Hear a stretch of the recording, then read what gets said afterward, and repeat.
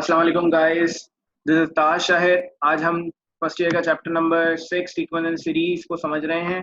सबसे पहले हमें यहाँ पे समझना होगा कि सीक्वेंस जो है वो क्या होती है।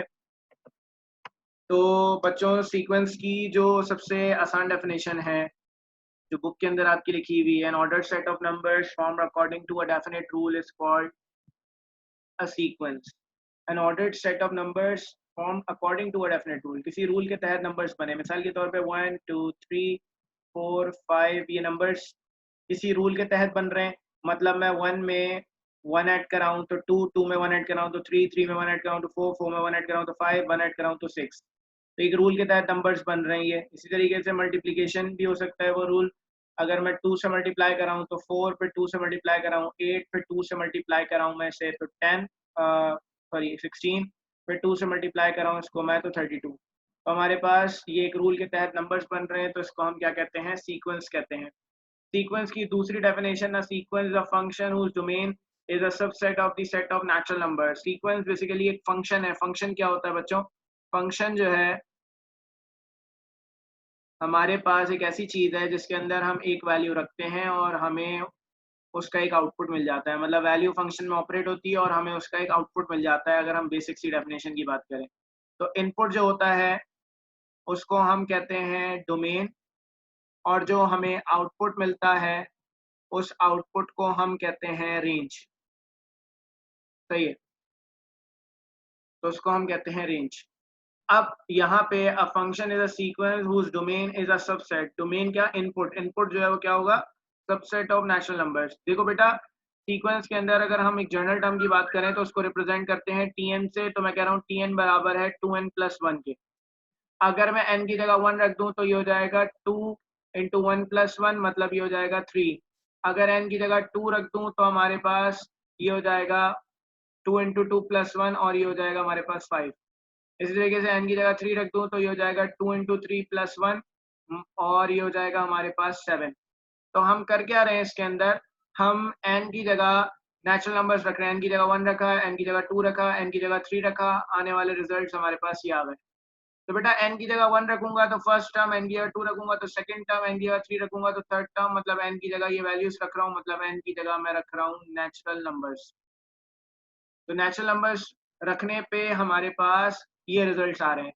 तो बेटा जो डोमेन है यहाँ पे वो क्या है? नेचुरल नंबर्स है, जैसा कि आप लोगों को पता चल गया। A sequence is a special type of function from a subset of natural numbers to real numbers और कॉम्प्लेक्स नंबर्स। कह रहे हैं नेचुरल नंबर्स रखे जाते हैं, रिजल्ट में जो नंबर्स आते हैं वो नंबर्स रियल नंबर्स होते हैं या तो कॉम्प्लेक्स नंबर्स होते हैं। और इस रिलेशन को हम ऐसे भी लिखते हैं, सीक्वेंस एक ऐसा फंक्शन है जिसमें नेचुरल नंबर्स रखा जाता है और रिजल्ट मिलता है रियल नंबर्स और कॉम्प्लेक्स नंबर्स। तो इस तरीके से भी एमसीक्यू आता है। ये रिलेशन दे देते हैं, आधा रिलेशन दे देते हैं और पूछते हैं कि ये क्या होगा इसके आगे।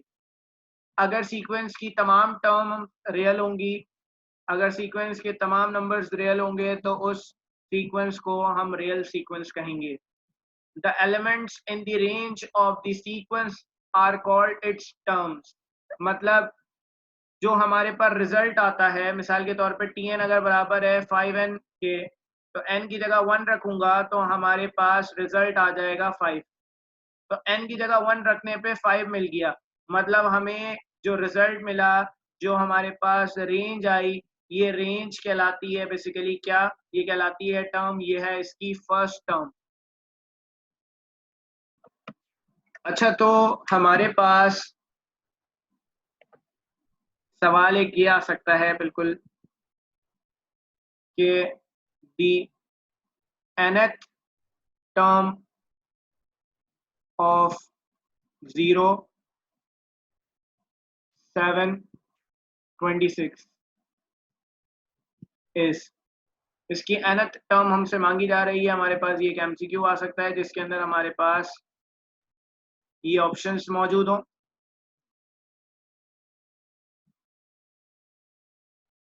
और हमसे पूछा जा रहा है कि इसकी nth टर्म क्या होगी। तो बच्चों करना क्या है भाई? nth टर्म के लिए आपको ये सीक्वेंस अभी समझ नहीं आ रही कौन सी सीक्वेंस है, तो घबराने की कोई बात नहीं है। हम करेंगे क्या? इस ऑप्शन से रिजल्ट निकालेंगे। n की जगह हम रखेंगे 1, n की जगह 1 रखा तो 0 आ गया, मतलब पहली टर्म आ गई, मैच हो गया। फिर n की जगह रखेंगे 2, क्योंकि n की जगह 1 रखने में पहली टर्म, n की जगह 2 रखने में दूसरी टर्म, n की जगह 3 रखने में तीसरी टर्म, तो हमारे पास रिजल्ट आ गया 1। 1 मैच नहीं कर रहा तो इसका मतलब है ये आंसर नहीं होगा। यहाँ पर आ गए तो n की जगह 1 रखेंगे, 1 square minus 1 is equal to 0, तो ये हमारे पास 0 आ गया, मतलब पहली जो टर्म है वो मैच हो गई। फिर n की जगह रखेंगे हम 2, n की जगह 2 रख दिया, 2 का square is equal to 4 minus 1, मतलब हमारे पास 3 आ गया। जो दूसरी वैल्यू है वो 3 नहीं है, तो इसका मतलब है ये भी आंसर नहीं हो सकता। इसकी बात करें तो n की जगह हमने रख दिया 1, तो 1 का क्यूब माइनस 1 0 आ गया, मतलब पहली वैल्यू आ गई हमारे पास। फिर उसके बाद n की जगह अगर हम 2 रखें तो 2 का क्यूब माइनस 1, तो 2 का क्यूब 8, 8 माइनस 1 हमारे पास क्या आ गया 7, दूसरी वैल्यू भी मैच कर गई। फिर उसके बाद अगर n की जगह हम 3 रखें तो ये हो जाएगा 3 का क्यूब माइनस 1, मतलब 27 माइनस 1, तो ये हो जाएगा हमारे पास 26, तो तीसरा आंसर भी मैच कर गया। इसका मतलब है कि ये हमारा आंसर कहलाएगा। अच्छा, तो बच्चों अब बात हो रही है अर्थमेटिक सीक्वेंस की, कि अर्थमेटिक सीक्वेंस क्या होती है। अ सीक्वेंस इन विच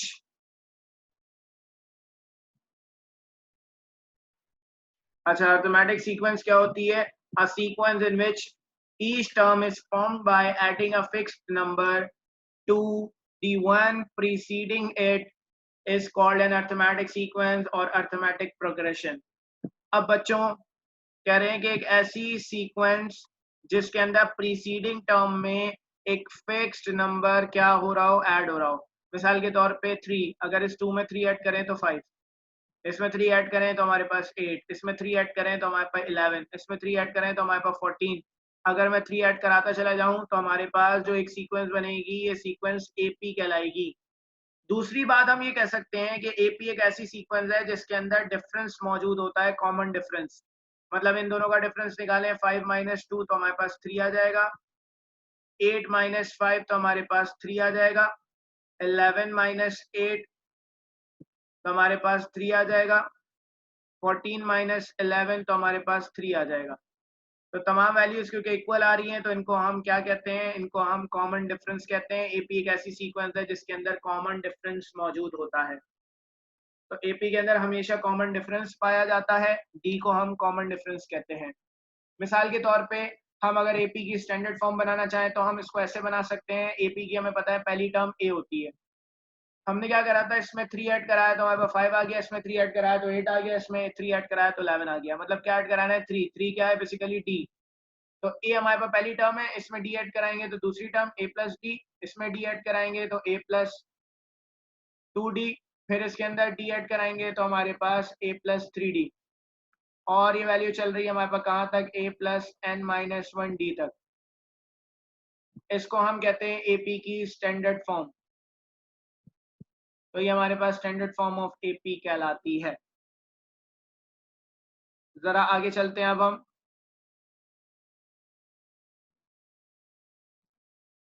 हम एपी की जनरल टर्म की बात कर रहे हैं कि एपी की जनरल टर्म क्या होती है। तो एपी की जनरल टर्म की अगर मैं बात करूं आप लोगों से, तो एपी की जो जनरल टर्म है उसका फॉर्मूला है t n is equal to A plus n minus 1d। A represent कर रहा है यहाँ पे फर्स्ट टर्म को, एन रिप्रेजेंट कर रहा है यहाँ पे नंबर ऑफ टर्म्स को, डी यहाँ पे रिप्रेजेंट कर रहा है कॉमन डिफरेंस को। सही है, टी एन रिप्रेजेंट कर रहा है जनरल टर्म को, या फिर ये रिप्रेजेंट कर रहा है nth टर्म को। इसी का सवाल हमारे पास ऐसे आ सकता है कि हमसे कहें दी nth टर्म ऑफ 2 4 6 8 ये एक सीक्वेंस है इस, तो इसकी nth टर्म हमसे मांगी जा रही है। हमें पता है टी एन बराबर है ए प्लस एन माइनस 1d के। ए हमारे पास पहली वैल्यू, मतलब ए की जगह 2 आ गया, एन माइनस 1, डी की जगह क्या आएगा हमारे पास, आगे वाली वैल्यू माइनस पीछे वाली वैल्यू, मतलब 4 माइनस 2, तो हमारे पास डी आ जाएगा। डी आ गया हमारे पास 2, तो ये आ गया हमारे पास 2 प्लस 2n माइनस 2, तो 2 से 2 कैंसिल हो गया, हमारे पास इसका आंसर आ गया 2n। तो टी एन की हमारे पास ये वैल्यू आ गई। इसी तरीके से हमारे पास और तरीके के सवाल आ सकते हैं। मिसाल के तौर पे हमारे पास ये सवाल आ सकता है, if a is equal to 2 and d is equal to 5, then T10 is equal to, T10 के बारे में पूछा जा रहा है कि T10 किसके बराबर है। T10 हमें निकालना है, हम क्या करेंगे, वही फॉर्मूला इस्तेमाल करेंगे कि Tn बराबर है a plus n minus 1 D के। तो भाई n की जगह तो आ गया 10, a की जगह आ जाएगा 2, ये हो जाएगा 10 माइनस 1, d की जगह आ जाएगा 5, तो ये हो जाएगा 2 प्लस 9 मल्टीप्लाई बाय 5, तो ये हमारे पास हो जाएगा 2 प्लस 45, तो हमारे पास हो जाएगा 47।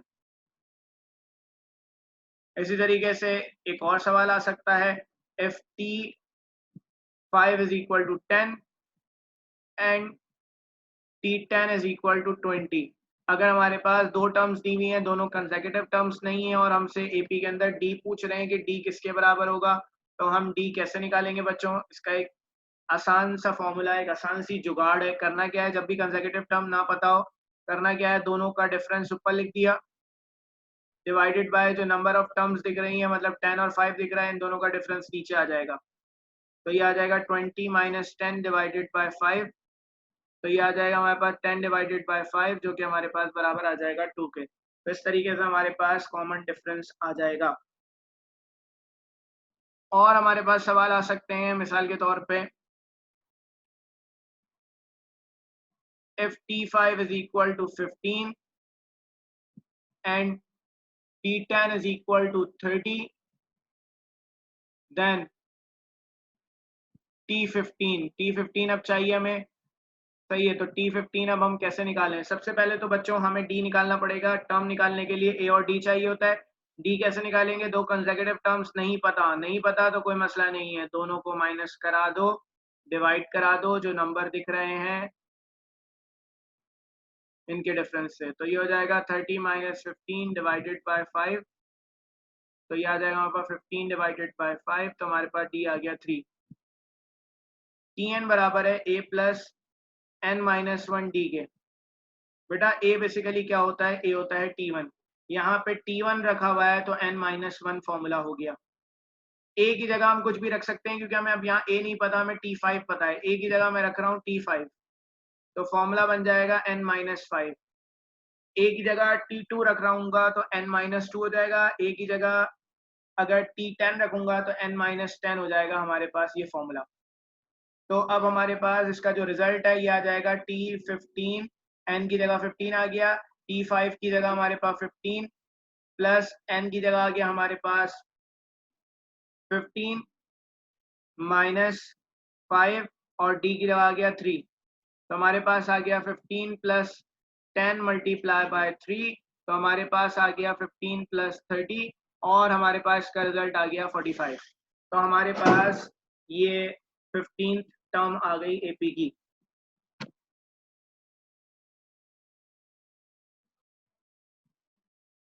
इसी तरीके से एक सवाल और है, if 1 upon a 1 upon b 1 upon c are in AP, then d is equal to, ये फेडरल बोर्ड का एक सवाल है, कह रहे हैं d चाहिए, कॉमन डिफरेंस चाहिए, तीन टर्म्स दी हुई है, T1 दिया हुआ है, T2 दिया हुआ है, T3 दिया हुआ है। d किसके बराबर होता है, T2 माइनस T1 के, सही है। तो T2 माइनस T1 आ जाएगा हमारे पास 1 अपॉन बी माइनस 1 अपॉन ए। इसी तरीके से d बराबर होता है T3 माइनस T2 के, मतलब d बराबर आ गया हमारे पास 1 upon C minus 1 upon B. दोनों को आपस में ऐड करा रहे हैं, 1 अपॉन बी माइनस 1 अपॉन ए, 1 upon C minus 1 upon B, दोनों को आपस में ऐड कराएंगे अगर हम, तो b positive, 1 upon b positive, 1 upon b negative, cancel हो गया, ये दोनों d ऐड हो जाएंगे तो 2d, ये हो जाएगा हमारे पास 1 upon C minus 1 upon A. तो हमारे पास बच्चों 2d आ जाएगा 1 upon C minus 1 upon A, LCM ले लेंगे, cross multiplication a minus C upon A C, ये 2 यहाँ मल्टीप्लाई हो रहा है, वहाँ जाके डिवाइड हो गया, डी बराबर आ गया a minus C upon 2ac। तो ये हमारा इसका आंसर आ जाएगा। इसके बाद हम आगे चलते हैं। अब बात हो रही है हमारे पास अर्थमेटिक मीन की, कि अर्थमेटिक मीन क्या होता है। तो a number capital A is said to be arithmetic mean between two numbers A and B if A small a capital A small b are in AP। बच्चों जब भी तीन नंबर्स AP के अंदर होंगे तो जो बीच वाला नंबर है वो हमेशा अर्थमेटिक मीन कहलाएगा। मिसाल के तौर पे 2 3 4 ये तीन नंबर्स हैं, ये तीनों नंबर्स AP में है, तो ये जो बीच वाला नंबर है ये कहलाएगा AM, अर्थमेटिक मीन कहलाएगा। जब भी हमें सिंगल मीन निकालना हो for single mean, single mean के लिए हम क्या करेंगे, हमारे पास फॉर्मूला है am इज इक्वल टू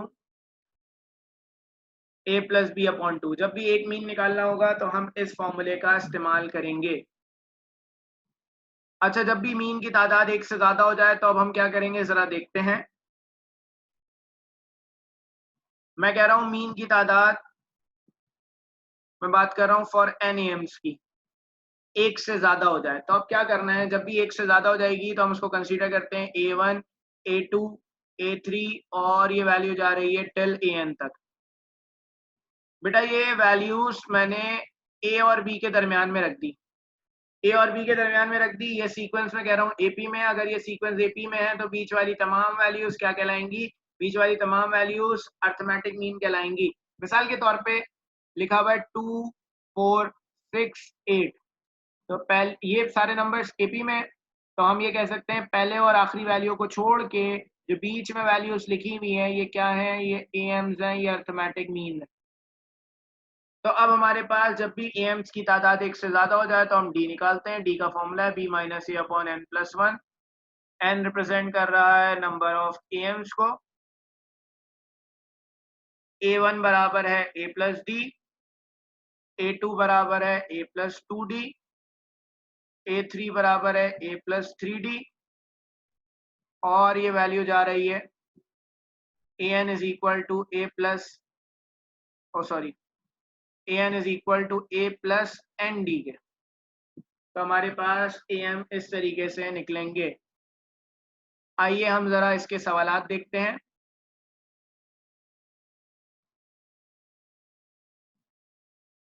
मिसाल के तौर पे एक सवाल ऐसा आ सकता है, अर्थमेटिक मीन बिटवीन 2 and 4, क्या होगा अर्थमेटिक मीन बिटवीन 2 and 4।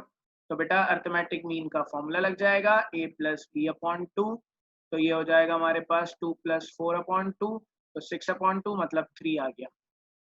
इसी तरीके से एक और सवाल आ सकता है, 4 AIIMS between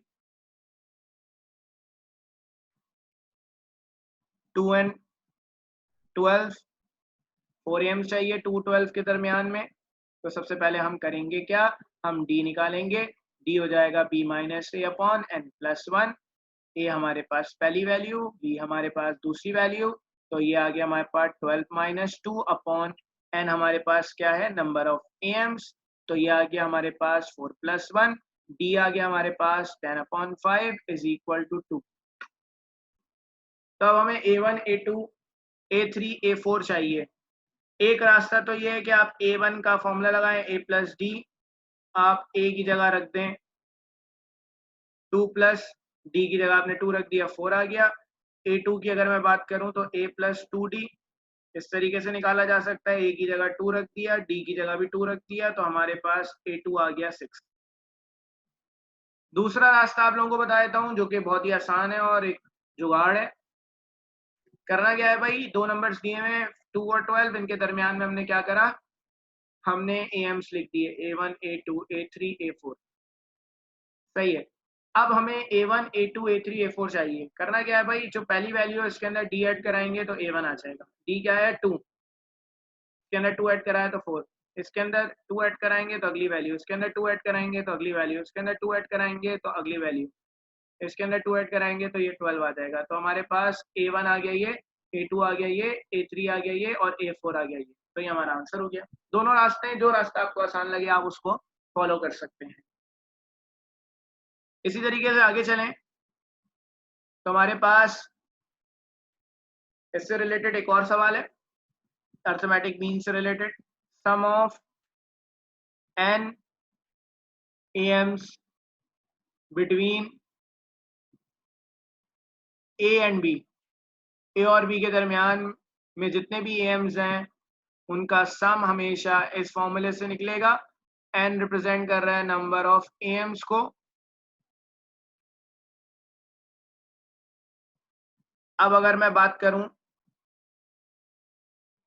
some of 4 AMs की, सम ऑफ 4 AMs बिटवीन 2 and 12 क्या होगा?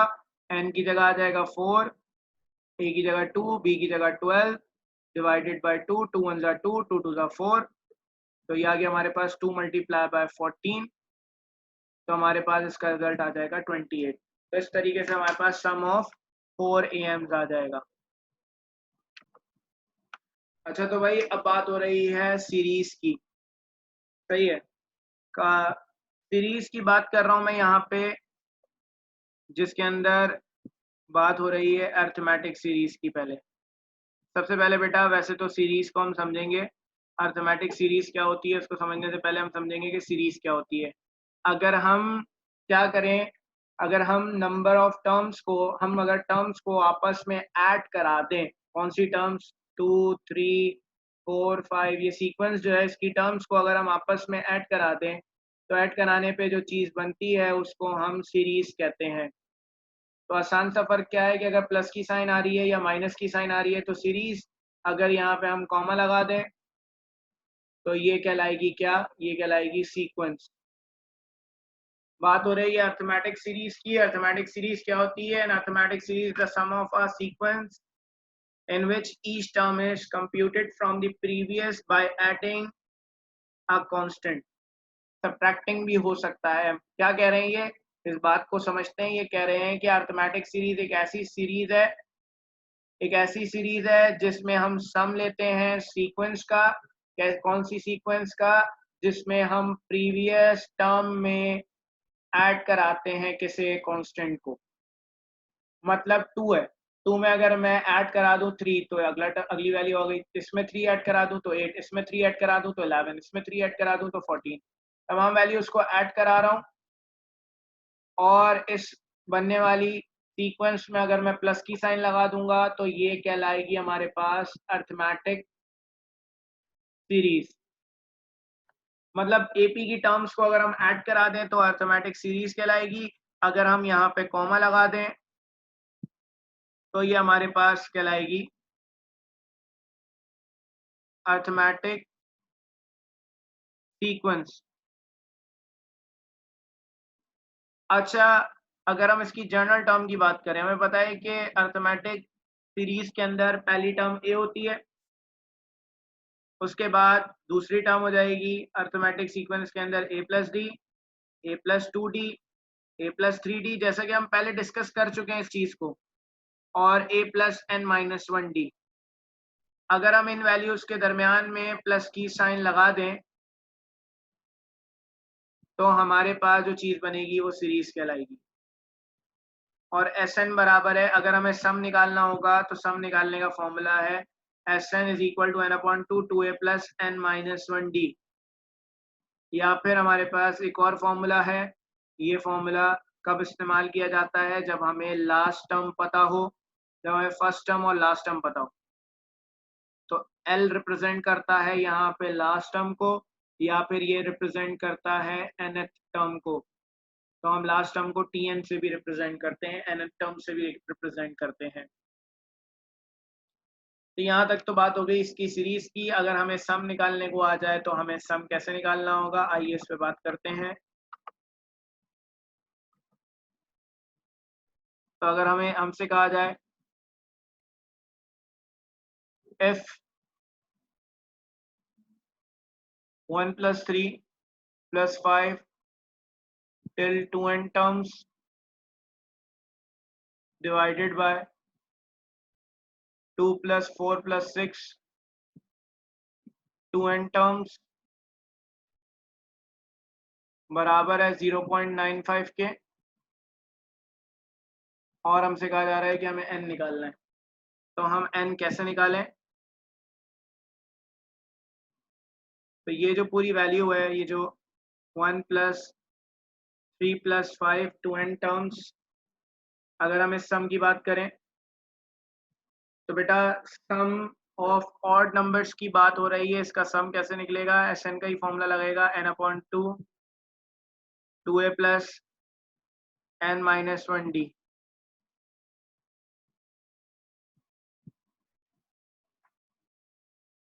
a जो है हमारे पास क्या होगा? पहली वैल्यू, a की जगह 1 आ गया, n-1 d की जगह क्या आएगा? इन दोनों का डिफरेंस 3 - 1 मतलब 2। तो हमारे पास Sn आ जाएगा n/2 2 + 2n - 2, 2 से 2 कैंसिल, Sn आ जाएगा n/2 2n, 2 से 2 कैंसिल, n²। नीचे वाली वैल्यूज की अगर हम बात करें तो Sn = n/2 2a + n-1d, इस पे भी ये फॉर्मूला लगेगा। तो Sn आ जाएगा n/2 2, a की जगह बेटा आ जाएगा 2 + n-1, d की जगह आ जाएगा 4 - 2। तो d की जगह 4 - 2 आ गया, मतलब ये 2 बन गया। तो हमारे पास Sn आ जाएगा n/2 4 + 2n - 2। तो ये हमारे पास यहाँ तक हो जाएगा। ये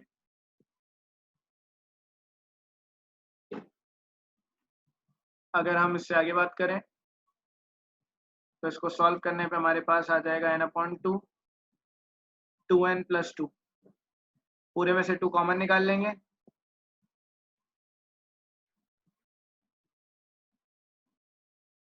n + 1, 2 से 2 कैंसिल, n × n + 1 आ जाएगा।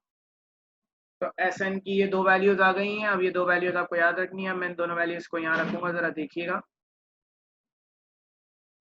कहाँ पे भाई? हमारे पास जो सवाल था वो था 1 + 3 + 5 till 2n terms, 2 + 4 + 6 2n terms, और ये हो जाएगा 0.95।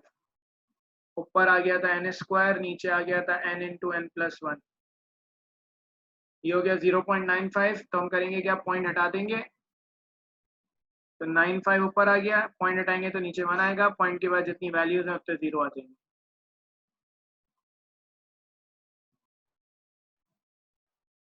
तो यहाँ पे हम क्रॉस मल्टीप्लिकेशन कर देंगे, तो ये क्रॉस मल्टीप्लिकेशन हो जाएगी। तो हमारे पास आ जाएगा 100n = 95n + 95, और ये आ जाएगा बराबर 95 के। ये आ जाएगा 5n = 95, n = 95/5। तो ये हमारे पास आ जाएगा 1, और ये 4 9 पर 19 हमारे पास का आंसर आ जाएगा। इसी तरीके से एक और सवाल को देखते हैं हम। मिसाल के तौर पे हमारे पास ये सवाल आ सकता है, इफ Sn = n/2 2n + 1, सम दिया हुआ है। हमसे कहा जा रहा है कि हमें T2 निकालना है। T2 हम कैसे निकालें?